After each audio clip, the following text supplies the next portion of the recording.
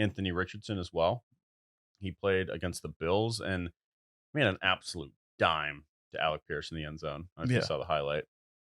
Alec Pierce couldn't come up with it. Makes me worried about Alec Pierce a little bit coming down with that ball. Kind of a bang bang play. I won't take too much stock in it, but he looks like he's going to be the best in the draft so far. Of all the quarterbacks that I saw so far in week one, I think that he's the one that showed the most promise. Yeah, and I think that's the thing. It's like, well, you have Stroud. And outside of Justin Fields is really the first quarterback to kind of shatter the Ohio narrative. And he's the exception to the norm. And CJ Stroud looks more of the norm of the Ohio quarterbacks who come out and they're kind of just like a dud, but they played really well in college. And then Bryce Young is too small. Panthers, I don't know how well he'll do there, but with Kyler and Russ kind of falling off, I don't think he's going to be as promising as Anthony Richardson, who is a literal superhero. I mean, they're like, oh, well, he might not be good for 3 years. Like, okay, Jalen Hurts and Josh Allen. Anything else? Look at Like, those dudes, top five quarterbacks. yeah, and it's like my thing is with the Texans, I like what they're doing, but I'm like their biggest mistake was not taking Anthony Richardson. You clearly he's going to be better than both of these guys. Hmm. Like and it's like you just have to go for the more talented guy.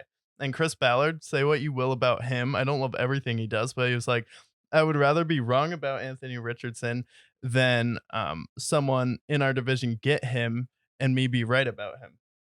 So it's like that's how talented this guy is. And I think with the interceptions, he's going to have some of those, but he'll also be able to carry you in games simply with his legs. And I think his prototype of Cam Newton, Lamar Jackson, has a big arm, can throw better than Lamar, I feel like, and is big and physical. It's like it's a Josh Allen project, but he has the body of Cam Newton.